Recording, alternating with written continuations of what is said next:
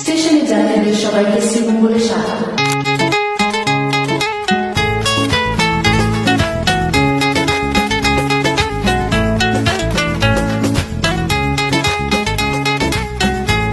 আসসালামু আলাইকুম, সবাই কি অবস্থা, কেমন আছেন? আজকে আমি কোথায়? হয়তো আপনারা আমার ভিডিও থাম্বনেল দেখেই বুঝে গেছেন আমি আজকে শ্রীমঙ্গল আসছি। আসলে শ্রীমঙ্গল বাংলাদেশের চায়ের রাজধানী হিসেবে পরিচিত। সিলেট বিভাগের মৌলভীবাজার জেলার একটি উপজেলা।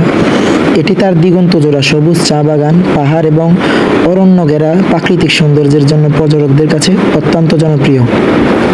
এটি হচ্ছে বাংলাদেশের প্রধান চা উৎপাদনকারী অঞ্চল।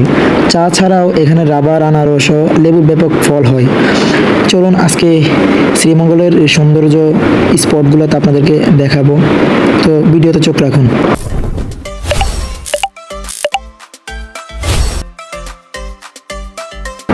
প্রধান পর্যটন স্পটগুলোর ভাড়া স্টেশন থেকে যেমনটা হতে পারে, যেমন সিএনজি বা অটোরিকশায় যদি আপনি যেতে চান তাহলে চা জাদুঘর দূরত্ব প্রায় 3 থেকে 4 কিমি, রিক্সায় ভাড়া 50 থেকে 80 টাকা।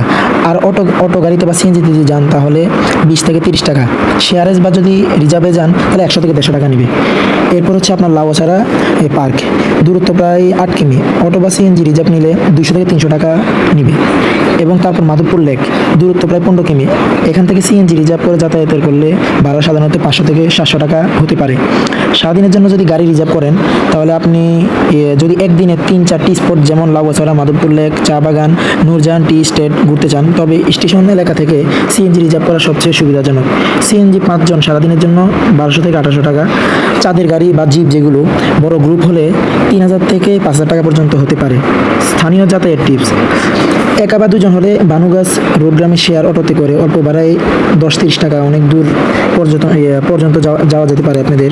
বিনা ভাড়া ঘোরা, স্টেশনের খুব কাছেই 1 থেকে 2 কিমি রয়েছে বৌদ্ধভূমি 71, যেখানে রিক্সায় মাত্র 30 থেকে 40 টাকা পৌঁছানো সম্ভব। আমি প্রথমেই স্টেশন থেকে চিড়িয়াখানাতে যাব। স্টেশন থেকে চিড়িয়াখানার দূরত্ব 2 কিলোমিটার। সময় বা রিক্সা অটোতে যেতে 10 থেকে 15 মিনিট লাগবে। রিক্সা ভাড়া 50 থেকে 80 টাকা নেবে।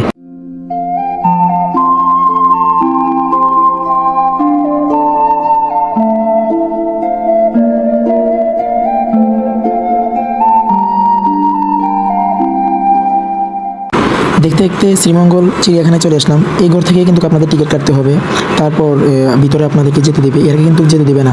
এখানে টিকিট জনপ্রতি 50 টাকা করে। আপনারা ভিতরে যাওয়ার পরেই কিন্তু এই পার্কটা দেখতে পারবেন। আসলে এটা কিন্তু পার্কও বলা যায়, আবার চিড়িয়াখানা বলা যায়, কারণ চিড়িয়াখানাটি কিন্তু ছোট হলেও মোটামুটি অনেক রকমের এই প্রাণী আছে। তো দেখতে থাকুন।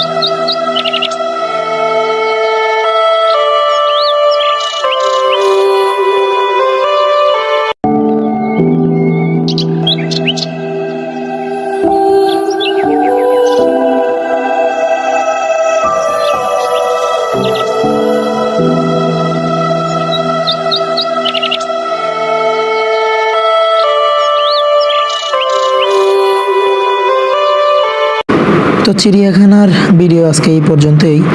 এখন আমরা যাব বধ্যভূমিতে। তো চলুন ভিডিওতে চোখ রাখুন।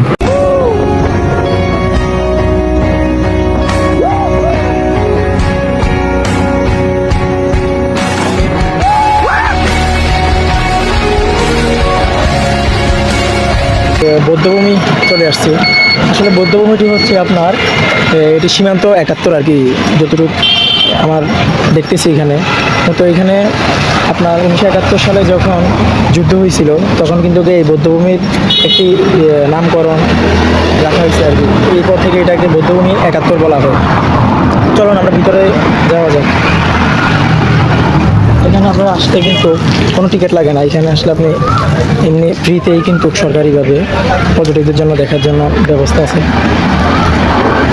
আমি আপনাদেরকে যদি দেখাই,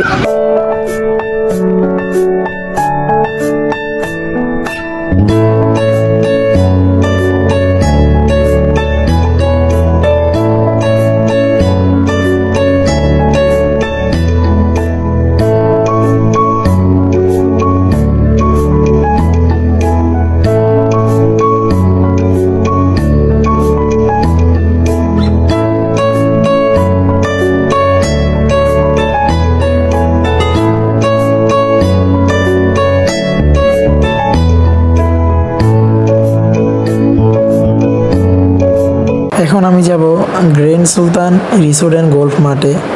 আমি শহর ছেড়ে পালায় যাব সুদূর গহীন বনে, ঘাসফড়িং এর সাথে দুঃখ বলবো কানে কানে। আমি এখন গ্র্যান্ড সুলতানে, কিন্তু গ্র্যান্ড সুলতান বন্ধ থাকার কারণে ভিতরে ঢুকতে পারি নাই।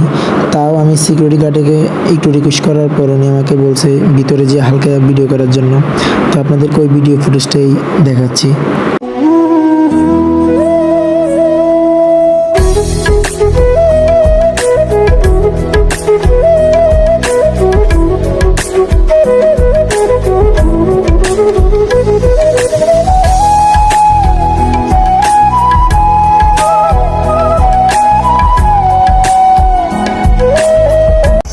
আপনারা যদি শ্রীমঙ্গলে না আসেন, আমার এই ভিডিও দেখে যতটা না সুন্দর দেখা যাচ্ছে, আসলে নিজ চোখে আরও সুন্দরতা বুঝতে পারবেন, উপভোগ করতে পারবেন। আসলে আল্লাহর অসংখ্য সৌন্দর্য এই শ্রীমঙ্গলে আছে। আপনারা শ্রীমঙ্গলে আসবেন, শ্রীমঙ্গলে এসে প্রাকৃতিক সৌন্দর্য দেখবেন। আরেকটি কথা হচ্ছে, আমি গ্র্যান্ড সুলতানে গিয়েছিলাম, কিন্তু সেখানে গিয়ে বন্ধ দেখছি। 16 তারিখের আগে এটা খুলতেছে না। ইনশাআল্লাহ সামনে আবার গ্র্যান্ড সুলতানের ভিডিও নিয়ে আসবো। আজকের ভিডিওটি এখানেই। ভালো থাকবেন, সুস্থ থাকবেন। আসসালামু আলাইকুম।